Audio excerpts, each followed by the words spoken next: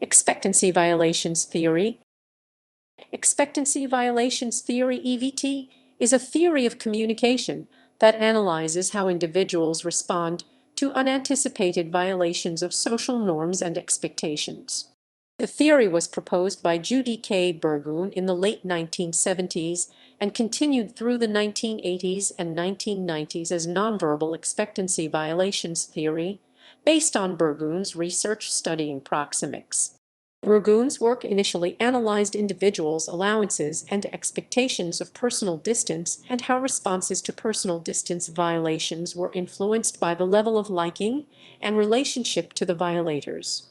The theory was later changed to its current name when other researchers began to focus on violations of social behavior expectations beyond nonverbal communication. This theory sees communication as an exchange of behaviors, where one individual's behavior can be used to violate the expectations of another. Participants in communication will perceive the exchange either positively or negatively, depending upon an existing personal relationship or how favorably the violation is perceived. Violations of expectancies cause arousal and compel the recipient to initiate a series of cognitive appraisals of the violation. The theory predicts that expectancies influence the outcome of the communication interaction as either positive or negative and predicts that positive violations increase the attraction of the violator and negative violations. Beyond proxemics and examining how people interpret violations in many given communicative contexts, EVT also makes specific predictions about individuals' reaction to given expectation violations. Individuals reciprocate or match someone's unexpected behavior, and they also compensate or counteract by doing the opposite of the communicator's behavior. Components.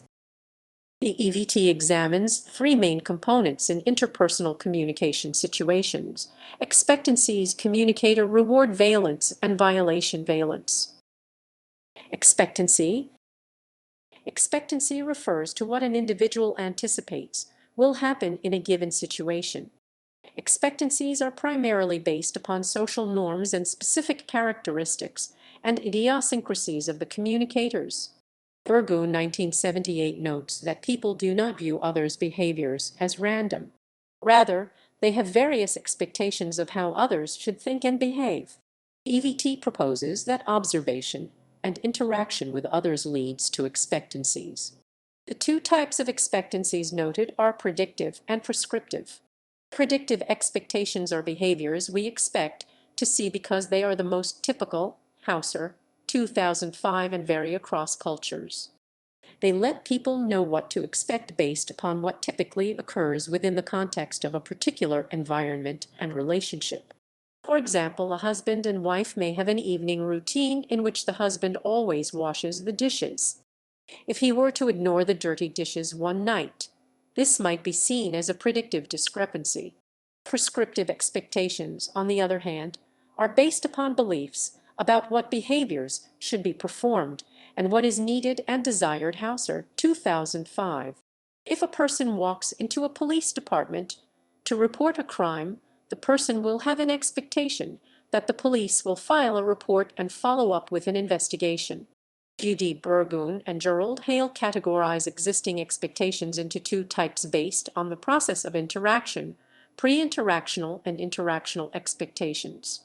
Pre-interactional expectations are the package of knowledge and skills a person already has before entering a conversation. For example, aggressive attitudes may not be expected if previous experience has not included dealing with similar attitudes. Interactional expectations form the abilities equipped to conduct an ongoing conversation.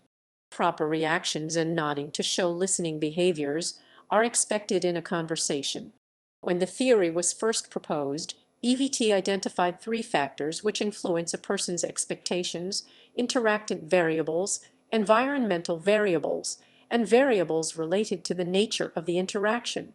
Interactant variables are the traits of those persons involved in the communication, such as sex, attractiveness, race, culture, status, and age. Environmental variables include the amount of space available and the nature of the territory surrounding the interaction. Interaction variables include social norms, purpose of the interaction, and formality of the situation.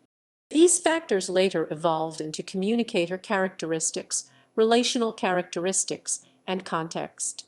Communicator characteristics include personal features, such as an individual's appearance, personality, and communication style. It also includes factors such as age, sex, and ethnic background. Relational characteristics refer to factors such as similarity, familiarity, status, and liking. The type of relationship one individual shares within another, e.g., romantic, business, or platonic, the previous experiences shared between the individuals, and how close they are with one another are also relational characteristics that influence expectations. Context encompasses both environment and interaction characteristics. Communicator characteristics lead to distinctions between males and females in assessing the extent to which their nonverbal expressions of power and dominance affect immediacy behaviors.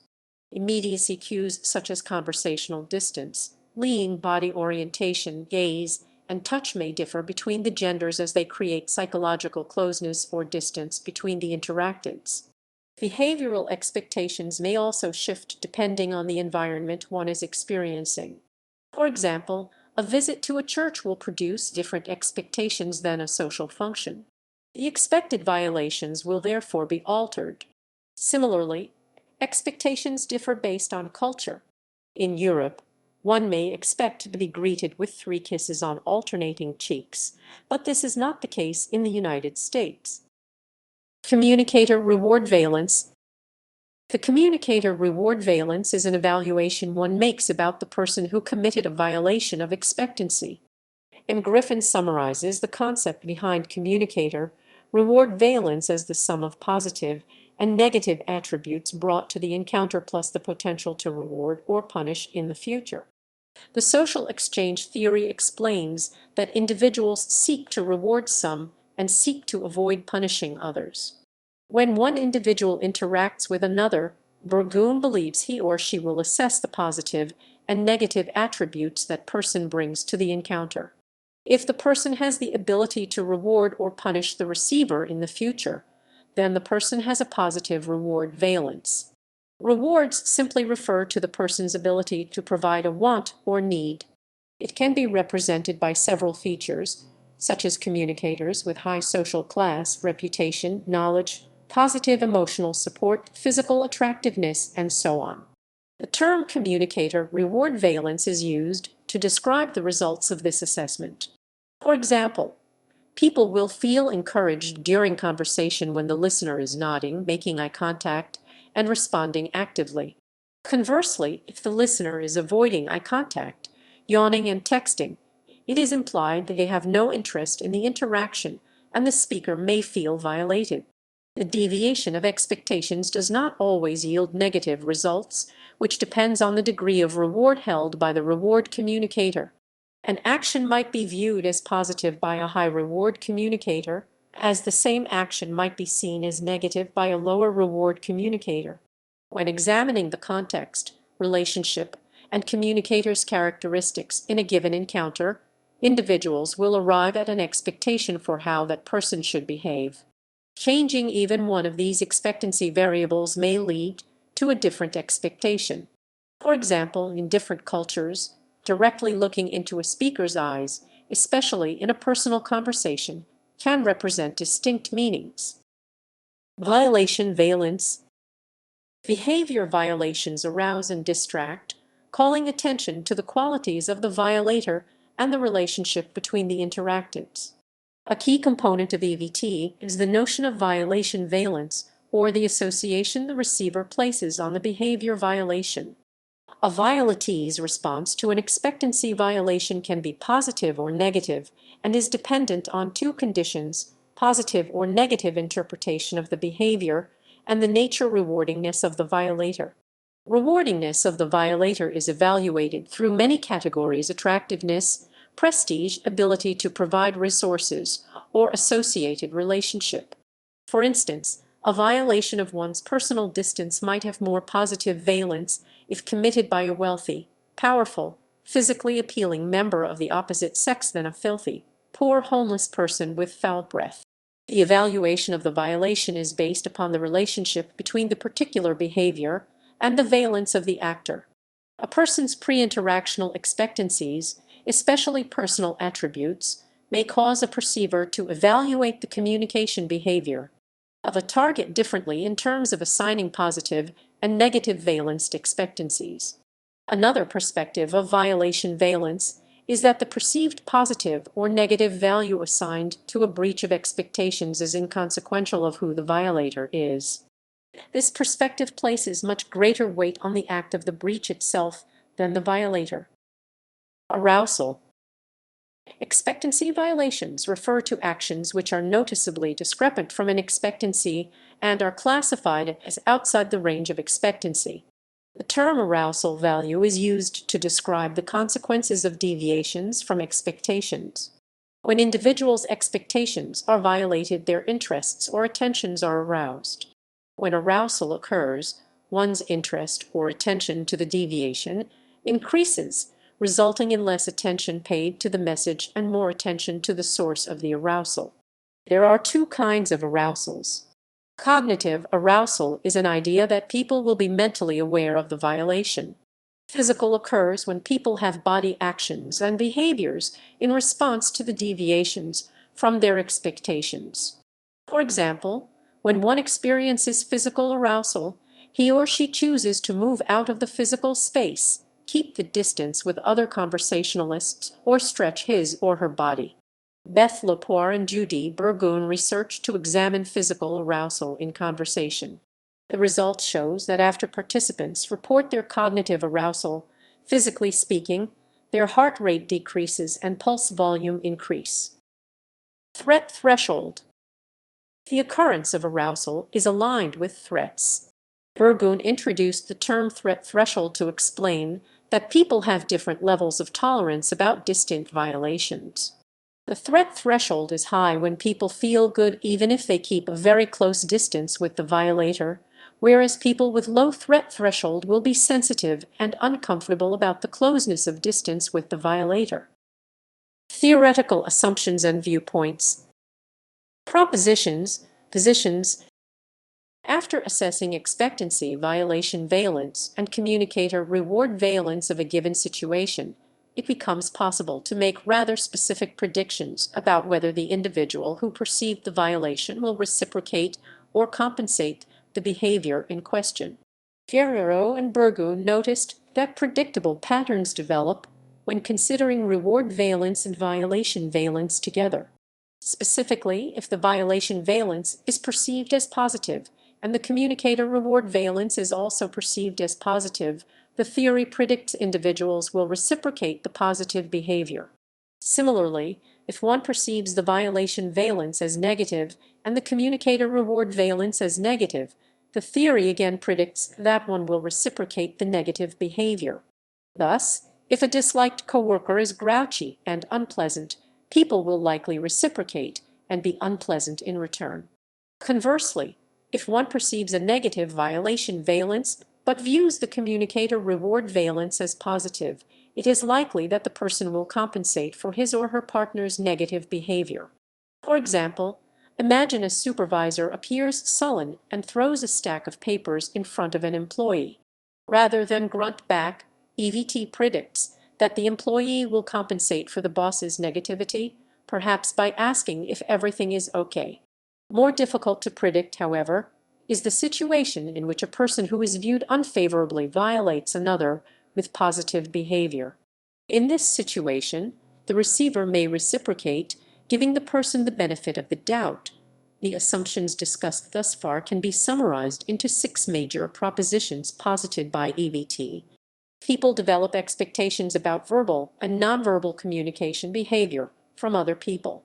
Violations of these expectations cause arousal and distraction, further leading the receiver to shift his or her attention to the other, the relationship, and the meaning of the violation. Communicator reward valence determines the interpretation of ambiguous communication. Communicator reward valence determines how the behavior is evaluated. Violation valences are determined by 3 factors. 1. The evaluation of the behavior. 2. Whether or not the behavior is more or less favorable than the expectation, and 3. The magnitude of the violation. A positive violation occurs when the behavior is more favorable than the expectation. A negative violation occurs when the behavior is less favorable. Positive violations produce more favorable outcomes than behavior that matches expectations, and negative violations produce more unfavorable outcomes than behavior that matches expectations. Needs for personal space and affiliation. EVT builds upon a number of communication axioms. EVT assumes that humans have two competing needs, a need for personal space and a need for affiliation. Specifically, humans all need a certain amount of personal space, also referred to as distance or privacy. People also desire a certain amount of closeness with others or affiliation. EVT seeks to explain personal space and the meanings that are formed when expectations of appropriate personal space are infringed or violated. Another feature of personal space is territoriality. Territoriality refers to behavior which is characterized by identification with a geographic area in a way that indicates ownership. Hall, 1966.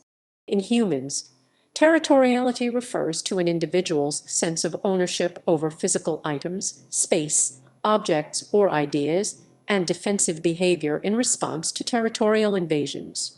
Territoriality involves 3 territory types: primary territories, secondary territories, and public territories. Primary territories are considered exclusive to an individual.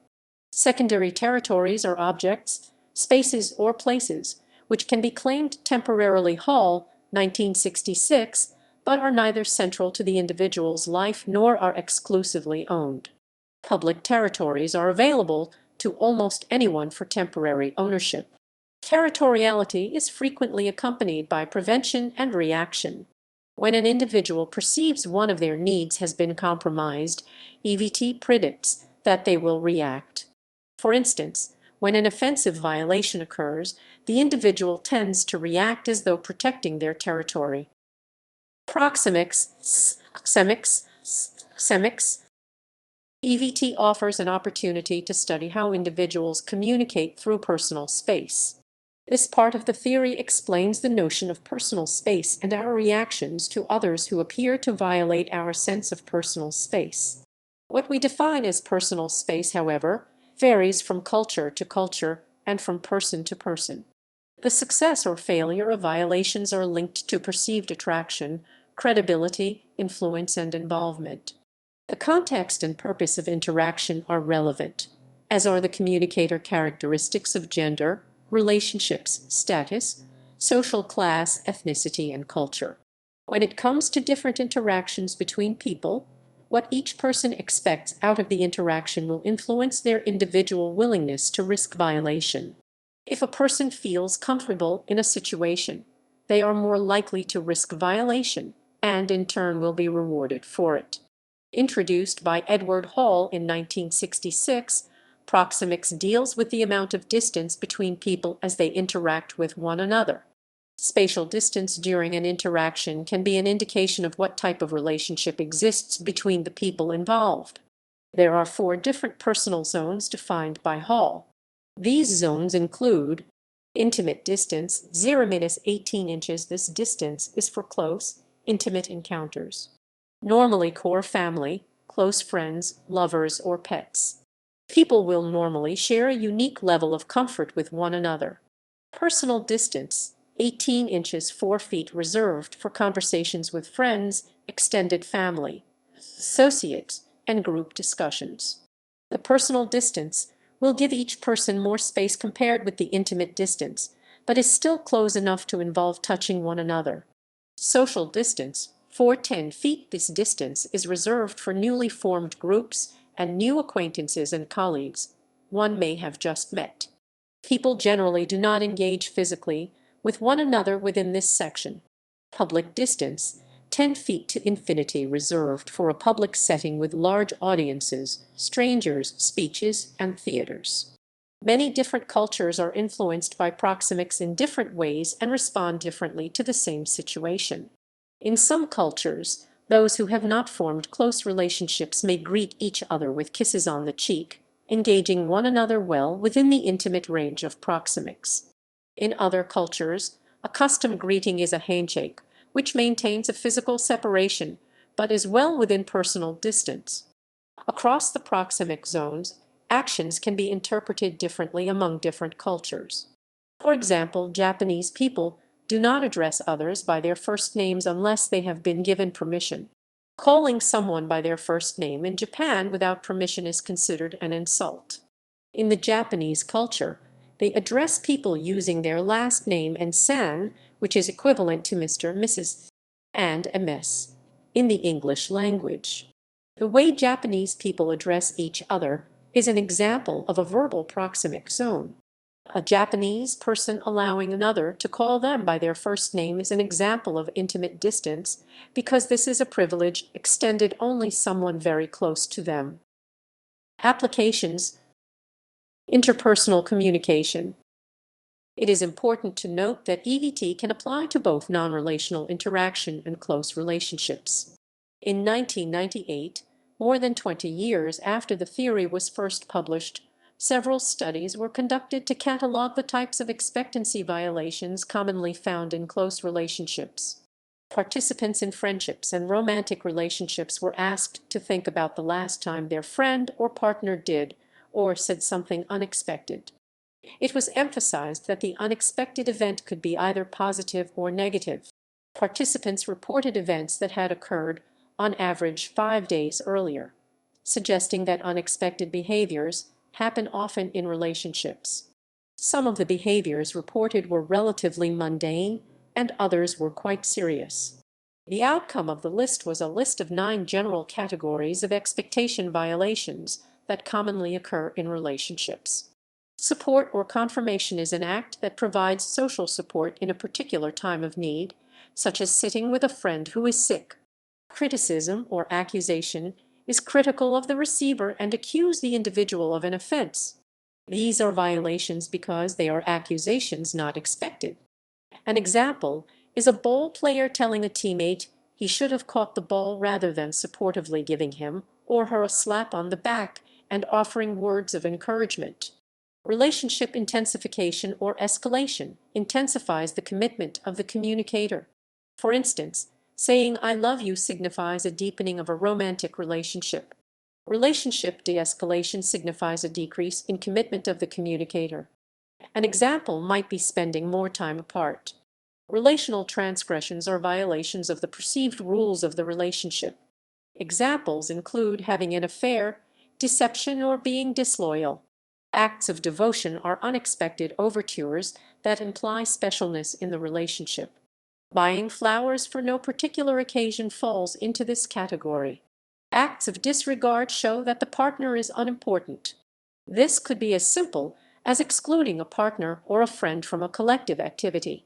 Gestures of inclusion are actions that show an unexpected interest in having the other included in special activities or life.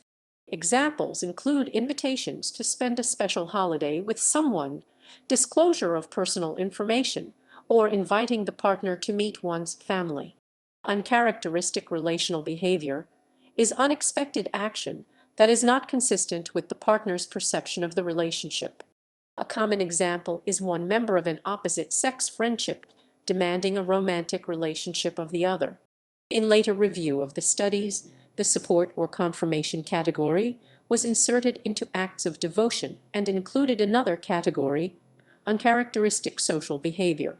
These are acts that aren't relational, but are unexpected, such as a quiet person raising his or her voice.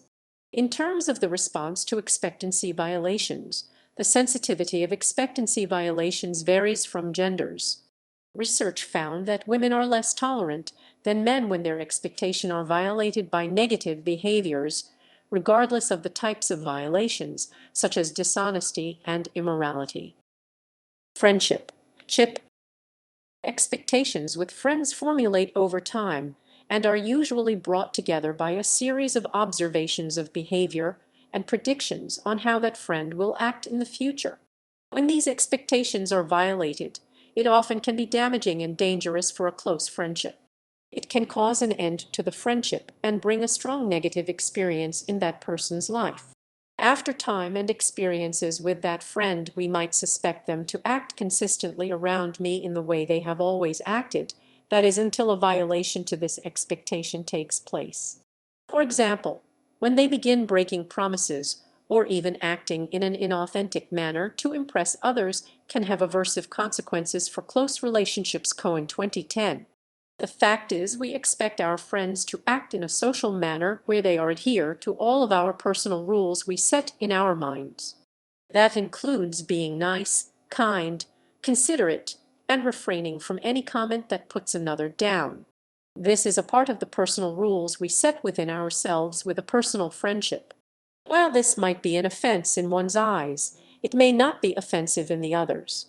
Each negative experience can deteriorate the relationship and allow more experiences where expectations are continually violated until the relationship is dissolved. Cohen said the more that a friendship is voluntary, easily replaceable, and disconnected from external pressures to continue, the more vulnerable it is to expectancy violation damage. Cohen 2010. Someone will always look for the better option if a negative experience has taken place. The more invested someone is in a friendship, the stronger the effect will have on the individual when expectations are violated. There is also an interesting perspective of expectation violation when gender is considered. Friendships with members of the same sex usually have a completely different feel to the relationship than friendships with members of the opposite sex.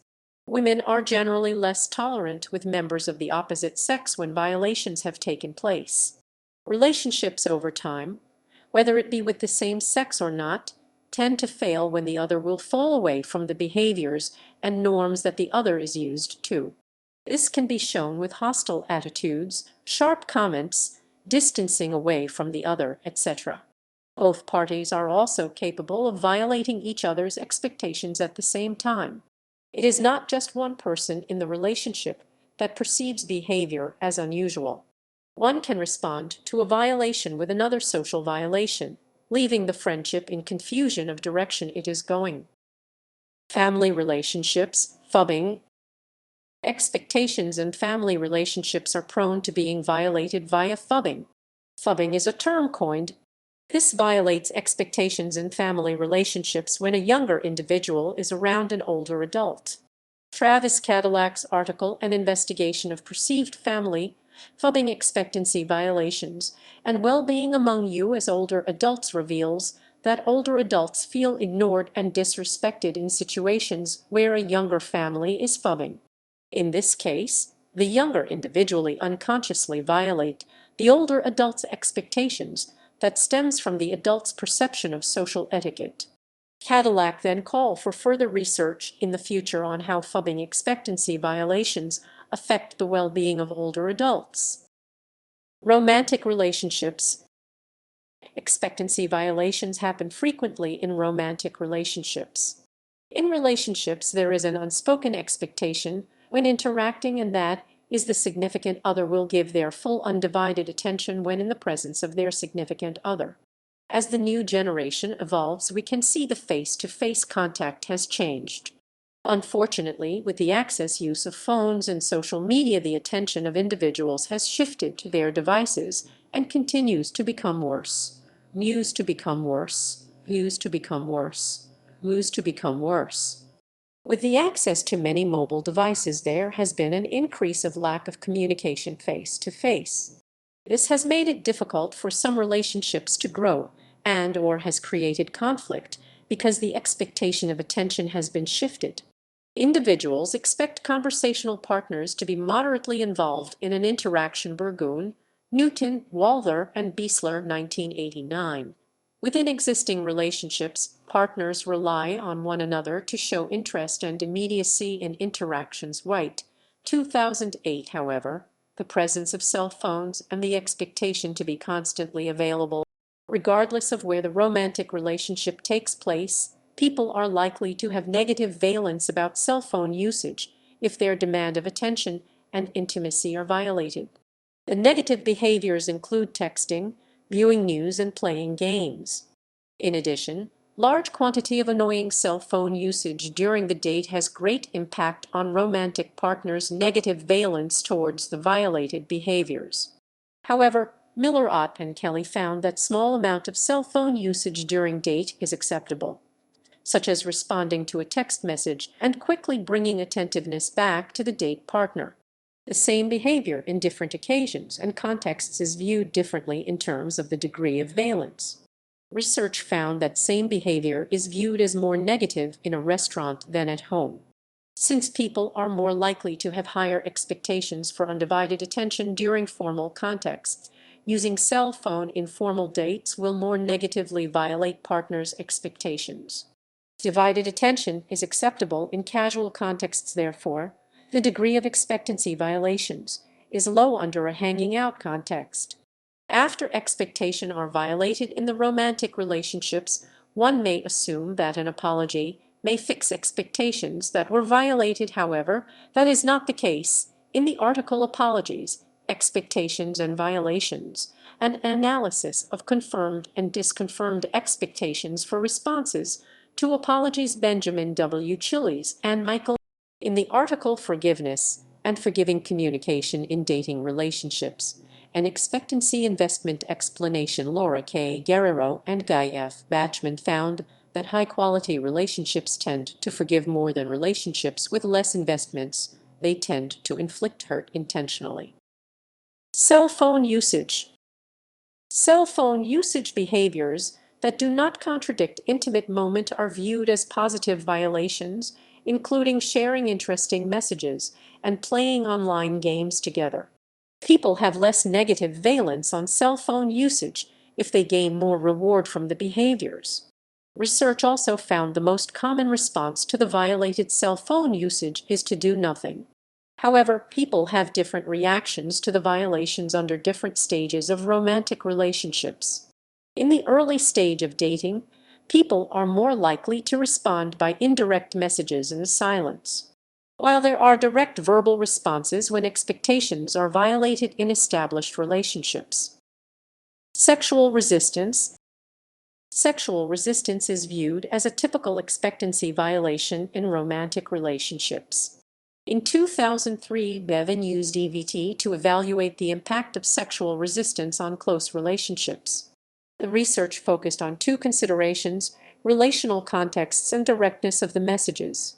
The research concluded that people who are resisted in a romantic relationship perceive the violation of sexual resistance as more negative and unexpected than those resisted in a regular cross-sex friendship. The reason might be because romantic partners believe that they have clearer and deeper understanding of each other's expectations and degree of acceptance and tolerance. When it comes to message directness of sexual resistance, although the study did not find any significant difference of levels of violation valence and expectedness between direct and indirect messages, direct sexual resistance messages in close relationships proved to be more relationally important than indirect messages. Therefore, direct sexual resistance messages will be a harmful factor that affects the continuity of a romantic relationship. Hurtful events. The degree of expectancy violations in romantic relationships quality affect how partners react. Partners who view their significant others as positively rewarding are more keen to use constructive communication after experiencing a negative hurtful event. EVT analysis approach also show that if the negative valence happens when partners find the other to be unrewarding, it results in destructive communication, leading to breakups. Online dating. Maria Del Greco and Amanda Deans investigate each gender's expectations and interpretations of communicative cues in the initiation stage of heterosexual online dating. When women expect men's responses to complement, women face negative deviation when men express narcissism and agreement. Moreover, women with positive deviations of expectations are assessed more negatively. Computer-mediated communication and social media. As has previously been addressed, EVT has evolved tremendously over the years, expanding beyond its original induction when it focused on FTF communication and proxemics. The advancement of information and communications technology has provided tools for expressing oneself and conveying messages beyond just typing in text. As already discussed, arousal can divert one's attention or interest from a message to the source of the arousal. Virtual realities, created online through computer-mediated communication, especially those which evoke strong visual presence through media, can increase arousal levels, such as those with high violent or sexual content. Just as people may use television viewing to increase or decrease arousal levels, people may use media in online communication to increase or decrease arousal levels. People may interact with others online by assuming the identities of avatars which may take on completely different alternate personalities. The differences in perceived intimateness, co-presence, and emotionally based trust can vary significantly between avatar communication and other communication modalities such as text chat, audio, and audiovisual. The media options available to users when communicating with others online present a host of potential expectancy violations unique to CMC. The introduction of social media networks, such as Facebook and Twitter, as well as dating social networks such as Match.com and eHarmony, has greatly contributed to the increased use of computer-mediated communication (CMC), which now offers a context for studying communication devoid of nonverbal information. Though these media are relatively new, they have been in existence long enough for users to have developed norms and expectations about appropriate behaviors in the online world. However, there has been a lag by researchers to study and understand these new established norms, which makes CMC rich with heuristic possibilities from a communications theory perspective. Ramirez and Wang studied the occurrence and timing of modality switching, or shifts from online communication to FTF interaction, from the perspective of EVT. Their research documented inconsistent findings which revealed in some instances relationships were enhanced, and in others they were dampened, indicating the expectations, evaluations, and outcomes associated with initial modality switches varied amongst individuals. Additionally, studies have found that when individuals who meet online meet face-to-face for the first time, the length of time spent communicating online can determine whether individuals will rate physical characteristics of each other positively or negatively. Unlike FTF communication, CMC allows people to pretend to be connected with a person who violates their expectancy by ignoring violations or filtering news feed. Meanwhile, people can also cut the connection completely with someone who is not important by deleting friendship status when a serious violation occurs. A confrontation is much more likely for close friends than for acquaintances, and compensation is much more likely for acquaintances, a finding which contrasts typical EVT predictions. Furthermore, EVT on the Internet environment is strongly related to online privacy issues. Facebook. In social media such as Facebook, people are connected online with friends and sometimes strangers.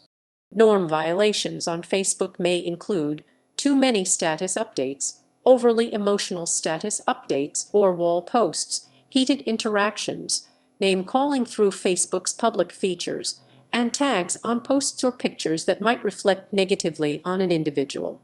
Research has also shown that the act of unfriending on Facebook is perceived as a highly negative expectancy violation, with the duration of the Facebook friendship and personal ties to the unfriending party dictating how negatively the act is perceived. Moreover, the importance of the violation was also found to dictate whether the unfriending person informed the other individual of their actions. In a study conducted by Fife, Nelson, and Bales of focus groups from a southeastern liberal arts university, 5 themes were ascertained regarding Facebook use and expectancy violations.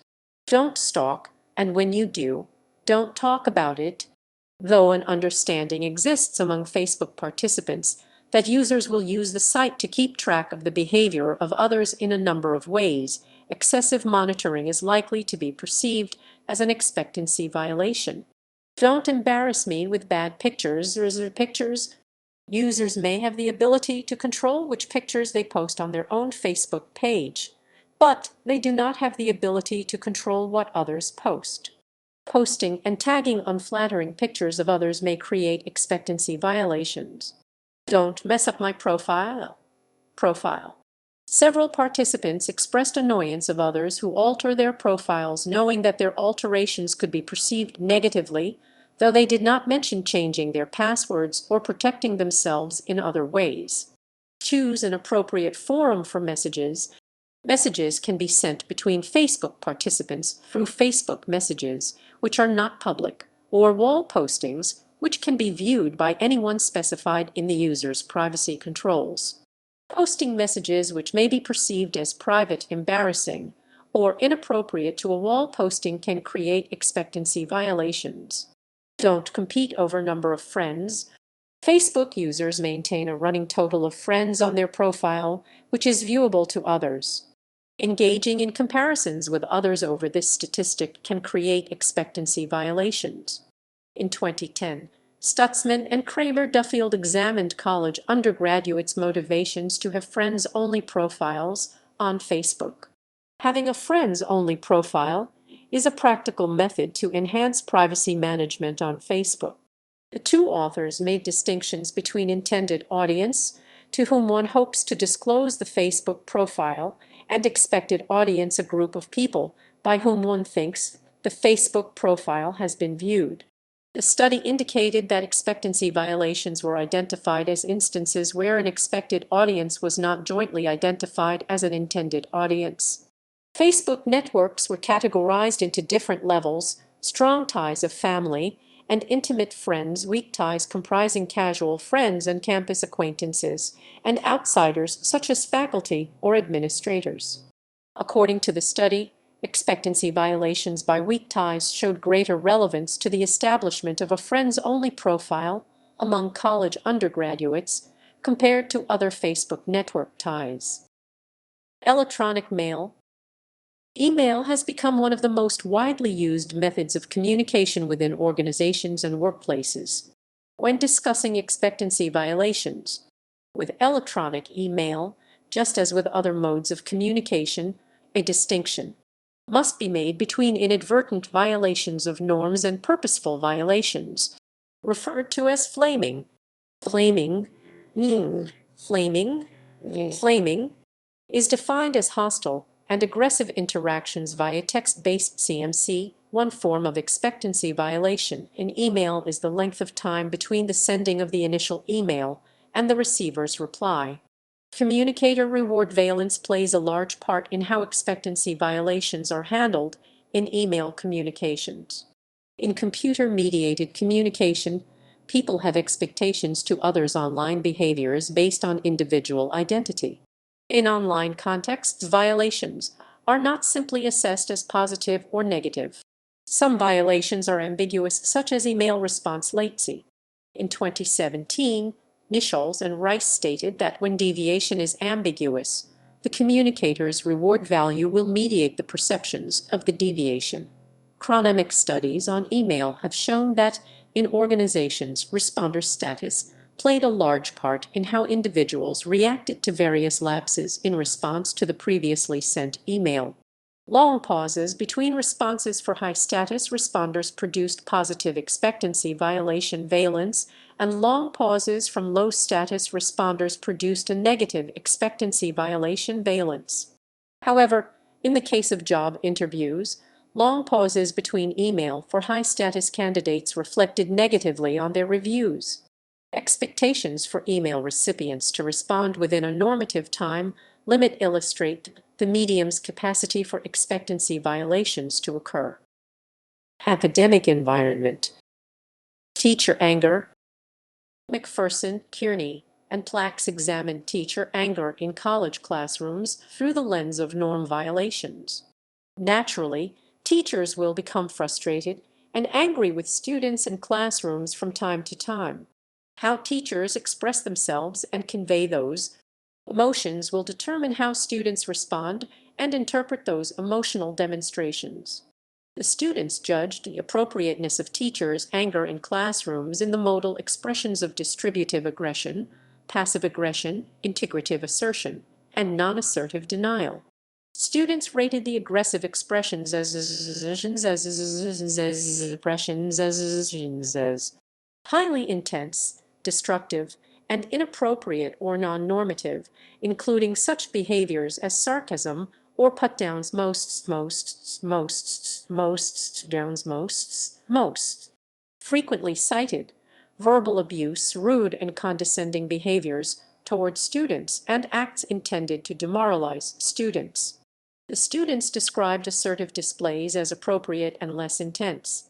Although anger is often considered to be a negative emotion, teacher anger is not necessarily a violation of classroom norms. Based on the study, intense and aggressive displays of teacher anger are considered socially inappropriate by students. These perceived norm violations result in negative evaluations of the teacher and the course. Because only integrative assertive expressions of teacher anger were positively related to students' perceptions of appropriateness, the study concluded that teachers should avoid intense, aggressive anger displays and should rather assertively and directly discuss the problem with students. Teacher dress. Clothing is considered a form of nonverbal communication. Dress communicates status, hierarchy, credibility, and attractiveness. Specific social codes dictate what forms of dress are appropriate in various cross-cultural contexts.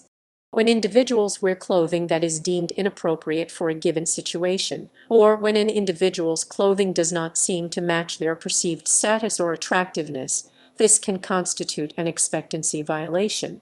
Studies on clothing and teacher perceptions have shown that when teachers wear formal attire, students rate their credibility higher. However, for high-reward teachers, clothing formality did not raise perceptions of attractiveness. Instructor credibility in college classroom. Generally, students have expectations to their instructors in college classroom.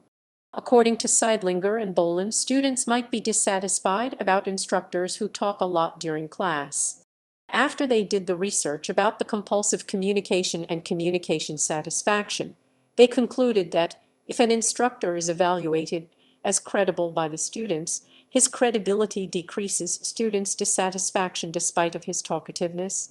Particularly, instructors' goodwill such as politeness and care for students is the most effective characteristic to alleviate students' negative feelings towards a talkative instructor. Course ratings. Most American colleges and universities employ course rating surveys as a method to gauge teacher effectiveness and the degree to which students are satisfied with the pedagogy of their professors. Expectancy violation and violation valence play a part in course ratings because a wide range of expectancies exist for students while taking a course. Common expectancies for students include stimulation and interest, instructor behavior, relevance of the course, and the student's expected and actual success in the course. A higher education study on EET and course ratings analyzed 228 students in 7 introductory sociology classes at a university of 25,000 students. Since the courses were required for most students, were open to all students, used the same textbook, and met for the same length of time during the semester, expectancy violations in the classroom could be reported more accurately. Some factors used to report the data included instructor personality, interestingness and informativeness of textbook materials, difficulty of lectures, lecturer speaking ability, and the ability to answer questions. At the end of the study, the only factor that affected course ratings was relevance. Expectancies had virtually no effect otherwise on course evaluations. This reason could be attributed to the fact that students who found a course highly relevant were already interested in the subject area and were more motivated to do well. Non-traditional college students. EVT has been used to study the experiences of non-traditional college and university students who begin an undergraduate education over the age of 25. The study focused on the students' expectations of their professors and how they should behave in the classroom. Since non-traditional students often feel that they are different from their academic peers, and since the traditional university setting focuses on the 18-23 year Old demographic. Studying non-traditional student classroom experiences can help higher education institutions instruct teachers on how to behave in the classroom. Traditional and non-traditional students have been shown to expect teachers to make use of examples, provide feedback, and adequately prepare them for exams. Both traditional and non-traditional students have been found to have their expectations for instructor clarity negatively violated. Surprisingly, non-traditional students differed from traditional students by responding negatively to affinity-seeking behaviors and believed that instructors should be less concerned with making class more fun and enjoyable. Student disclosures in college classroom. In 2013, Frisby and Seidlinger conducted a research about student disclosures in college classroom, which discussed about what kinds of student disclosures would violate peers' expectations and their perceptions about the disclosures. According to the study, those who make inappropriate disclosures violate others' expectations most in a classroom environment. Inappropriate disclosures are described as high-frequent, negative, offensive, and irrelevant topics. Disclosures of inappropriate information are more likely to be described as incompetent students, and they are less likable than students who disclose appropriate information that are related to course materials. Students' expectations towards instructors in online classes. Taking EVT as a lens, Renee Burdo and Lindsay Skonak investigate students' reasons for taking online classes, their expectations towards instructors, and the derivation of expectations of instructors' behaviors. Research shows that students expect clarity, respect, and well-designed course accommodating to the online environment. Participants consider effective communication and improving learning as behaviors bringing positive results. However, unprofessional behaviors, such as lack of use of teaching tools decreasing the productivity of classes, lead to negative results. Business communication crisis. EVT can also apply to everyday business interaction between long-term partners, new partners, and even the consumers. Each time a business interacts with another, both sides expect a positive gain in some capacity. However, in reality, this is not the case. Losses are inevitable. In the article The Role of Prior Expectancies and Relational Satisfaction in Crisis 2014, Sorokim asserts that expectancy violations caused by a crisis tend to increase uncertainty about an organization's performance in the crisis-related area. The author states that stakeholders, in the case of the BP oil spill, held high levels of uncertainty towards the organization due to the high level of expectancy violations committed by BP.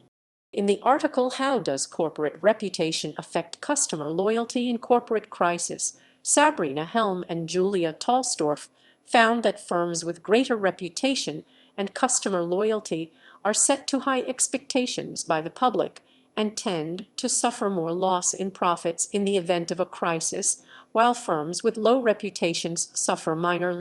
This shows that the public places its trust and loyalty in corporations due to their reputation, thus resulting in favorable outcomes for corporations. This reputation is also an Achilles heel for the corporation in times of crisis, because when an expectation violation is committed by the corporations, it produces negative outcomes for the corporation and the public's trustee. And Sorokim also exposes similar findings in her study, specifically on how expectations violations produces uncertainties in stakeholders and the public during times of crisis. Corporate social responsibility (CSR) is an expectation the public has set for major corporations and businesses. Nick Linhai and Igor Blumberg also found that not practicing CSR negatively affect corporate reputation. YJ Sohn and Ruth N. Laracy utilize EVT to investigate the role corporate reputation plays in crisis situations and how the crisis affects the reputation valence, especially in a CSR corporate social responsibility crisis context. The previous high reputation leads to higher expectations for the corporation, which results in more detailed investigations of the expectation violation behaviors. Profanity use. Swearing is one example of observable instance of verbal expectancy violations. Examples of swearing expectancy violations include U.S. Vice President Dick Cheney telling Patrick Leahy, Senator of Vermont, to go fuck yourself, actor Christian Bale's lashing out toward a bystander who walked in front of the camera while he was filming, and U.S. Vice President Joe Biden's remarks during a live broadcast of his speech congratulating U.S. President Barack Obama. Expletives also vary among different cultures, so valence of expectancy violations involving swearing may differ when used in different contexts. In workplaces, swearing is common among many workplaces. Swearing has been identified functionally as one of several ways to express emotion in response to workplace stress, to convey verbal aggression, or to engage in deviant workplace behavior. Johnson, 2012. In formal work settings, people have much stronger feelings that their expectations are violated by swearing than in casual occasions. Expletives are more prevalent in unstructured conversations than in more structured, task-oriented ones. Johnson, 2012. The use of profanity has been shown to influence the perceptions of speakers. It may also have emotional impact on the user and the audience. Research has shown that profanity users appear less trustworthy, less sociable, and less educated. The more swearing messages one expresses that violate respondents' expectations in workplaces, the more negative evaluations the respondent will generate about the speaker's incompetency. These traits are likely to appear as fixed among profanity users. Moreover, the content of the swearing messages also poses great impact on the extent of expectancy violations in formal work settings. The verbal messages include words related to sex, excretion, and profaneness. Research found that respondents experience highest level of surprise about the swearing with sexual expressions. Thus, their expectations are more likely to be violated by sexual swearing than excretory and profane words. A more productive approach than focusing on whether a specific word is offensive may be to make sure that those engaging in workplace swearing are aware of how they and their messages might be perceived in multiple ways. Johnson, 2012. Evaluation of media figures. Expectancy violations are tightly related to the changes of people's evaluation on their relationships with media figures. In 2010, Cohen made comparisons between relationships with friends and media figures in order to find similarities and differences of people's reactions when their expectations are violated in these two relationships. Violations were generally divided in three categories: social violations, such as making offensive comments; trust violations, such as making up stories about their life experience; and moral violations, such as cheating in a marital relationship or drunk driving. Research indicated that in both friendships and relationships with media figures, social and trust violations are more offensive than moral violations. Specifically, people are more intolerable about moral violations from media figures than from their friends. According to the study, the reason for the intolerance is because relationships with media figures are relatively weak, that people invest less on the relationships with media figures than on friendships. The type of media figures is also an important factor. People have different expectations to various types of media figures. Research discussed that moral violations negatively influence relationships with athletes, damaging their positive and energetic appearance expected by the public. Social violations reduce closeness with TV hosts, whom people expect as amiable public figures. James Bonus, Nicholas Matthews, and Tim Wolfe investigate adults' expectations towards movie characters before and after movie releasing. The result shows that when the villain behaves more morally than expected, there is a warming in the parasocial relationship between participants and villains. However, when conforming to moral expectations, there is no weakening in the parasocial relationship between heroes and participants. Health and self-improvement. Expectancy violation theory has even been applied to encouraging healthy habits and changing bad ones. In a study by Caroline van den Akker, Meer van den Broek, Remco C. Havermans, and Anita Jansen, expectancy violation theory was tested to see if it was successful in changing ingrained cravings for chocolate. although researchers did not find that expectancy violation mediated responses to chocolate cravings, they believe more research is needed. Career development and job searching. Stephanie Smith examines how recent college graduates react to expectation violations in job searching and career development through communication. Smith finds that recent college graduates employ a package of both traditional and online social networking job searching strategies. As graduates expect job searching would be difficult, they are still surprised by the required intensity and effort. Through the lens of EVT, candidates with the most realistic goals and expectations received better results during the recruitment season. EVT also helps to understand candidates' interactions with contacts with potential rewards during the networking conversation. Also, a thank you letter is regarded as a positive deviation from expectations because it reduces uncertainty. Metatheoretical assumptions,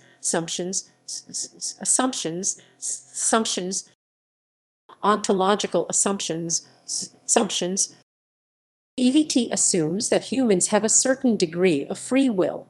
This theory assumes that humans can assess and interpret the relationship and liking between themselves and their conversational partner, and then make a decision whether or not to violate the expectations of the other person.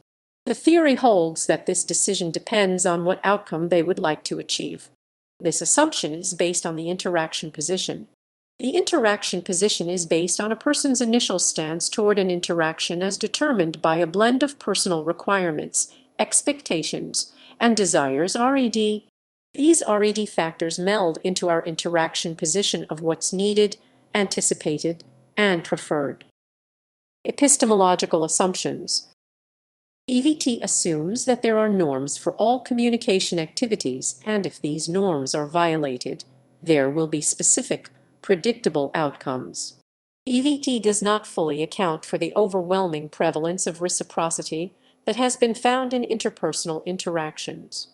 Secondly, it is silent on whether communicator valence supersedes behavior valence or vice versa when the two are incongruent, such as when a disliked partner engages in a positive violation. Axiological assumptions.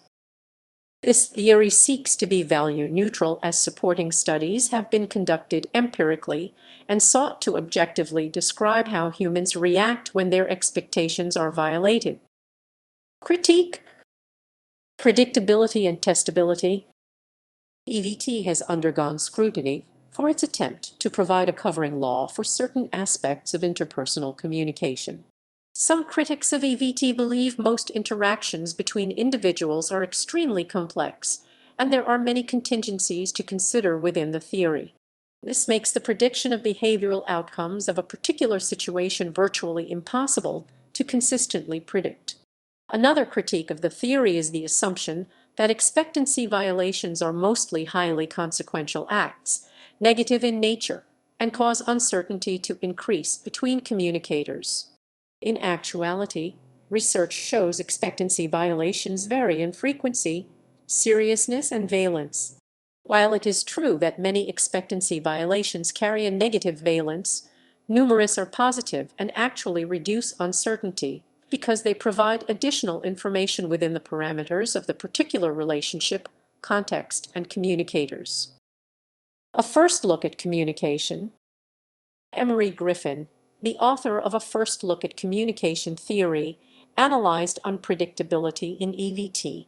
His test consisted in analyzing his interaction with 4 students who made various requests from him.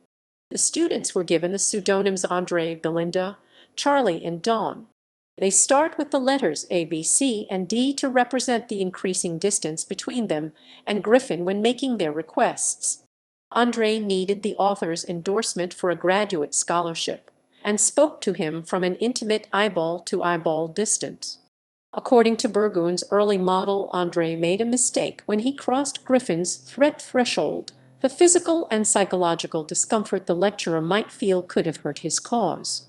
However, later that day Griffin wrote the letter of recommendation. Belinda needed help with a term paper for a class with another professor and asked for it from a 2-foot distance. Just as Burgoon predicted, The narrow gap between Belinda and Griffin determined him to focus his attention on their rocky relationship, and her request was declined.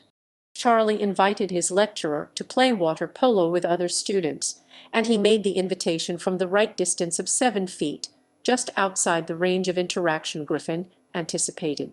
However, his invitation was declined.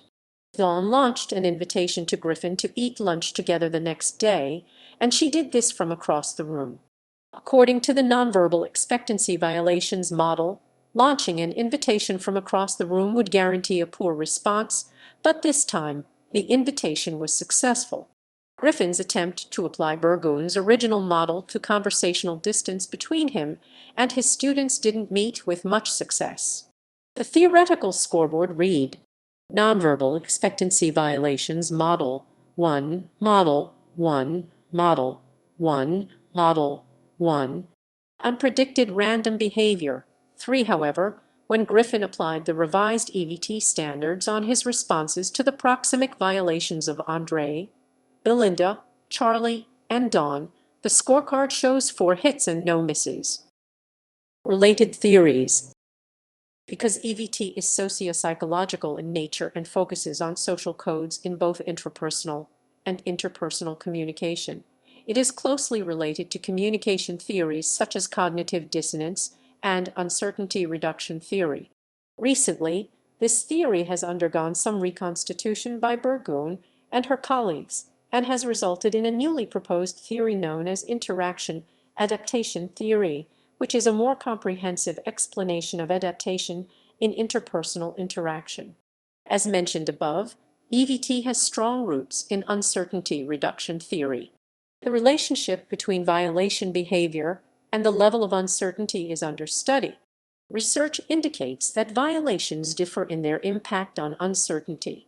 To be more specific, incongruent negative violations heightened uncertainty, whereas congruent violations, both positive and negative, cause declines in uncertainty. The theory also borrows from social exchange theory in that people seek reward out of interaction with others. 2 other theories share similar outlooks to EVT discrepancy arousal theory DAT and Patterson's social facilitation model SFM. Like IVT, DAT explains that a receiver becomes aroused when a communicative behavior does not match the receiver's expectations. In DAT, these differences are called discrepancies instead of expectancy violations. Cognitive dissonance and EVT both try to explain why and how people react to unexpected information and adjust themselves during communication process. The social facilitation model has a similar outlook and labels these differences as unstable changes.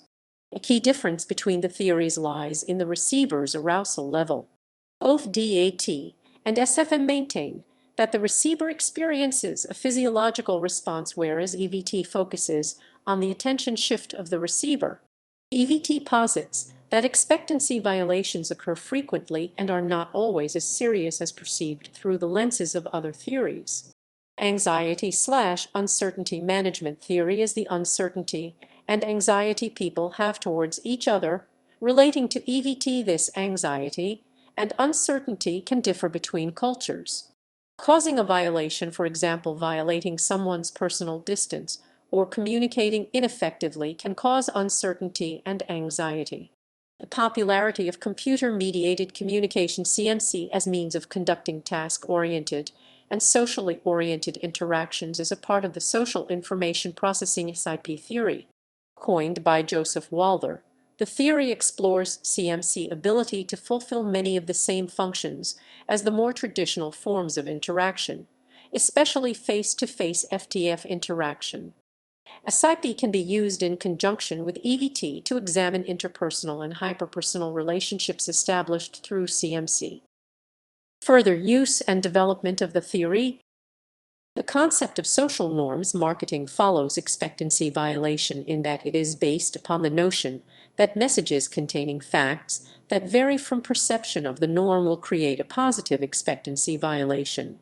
Advertising, strategic communications, and public relations-based social norms campaigns on this position. Interaction adaptation theory further explores expectancy violations. Developed by Burgoon to take a more comprehensive look at social interaction, IET posits that people enter into interactions with requirements, expectations, and desires. These factors influence both the initial behavior as well as the response behavior. When faced with behavior that meets an individual's needs, expectations, or desires, the response behavior will be positive. When faced with behavior that does not meet an individual's needs, expectations, or desires, he or she can respond either positively or negatively depending on the degree of violation and positive or negative valence of the relationship.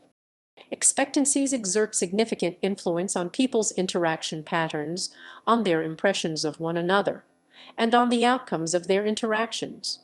People who can assume that they are well regarded by their audience are safer engaging in violations and more likely to profit from doing so than are those who are poorly regarded. When the violation act is one that is likely to be ambiguous in its meaning, or to carry multiple interpretations that are not uniformly positive or negative, then the reward valence of the communicator can be especially significant in moderating interpretations, evaluations, and subsequent outcomes. EVT also applies to international experience in the workplace. A foreign newcomer who has the necessary education, work experience, and international experience will be perceived as having the ability to make valuable contribution to the group's task. Consequently, education, work experience, and international experience will influence a foreign newcomer's initial task-based group acceptance. Judee, 2011. It can be argued that a person with significant international experience will be perceived as having had the opportunity to learn how to build valuable relationships in a cross-cultural setting. Hence, international experience will have effects on initial relationship-based group acceptance as well. Meaning, this will make for a more positive expectancy violation in the workplace especially. EVT is also used as a framework to analyze the negative impact of mind-reading expectations on romantic relationships. In 2015, Wright and Roloff explained the idea of mind-reading expectations that romantic partners should clearly know about each other's feelings, even though they are not being informed. When relational partners have done something wrong without self-consciousness, people's expectations are violated. Particularly those who hold high value of MRE are more likely to become distressful once their relational partners are unaware of their violations to expectations. The study asserts that such kinds of violations related to MRE result in responses such as combative attitude and silent treatment, which is harmful to long-term romantic relationships.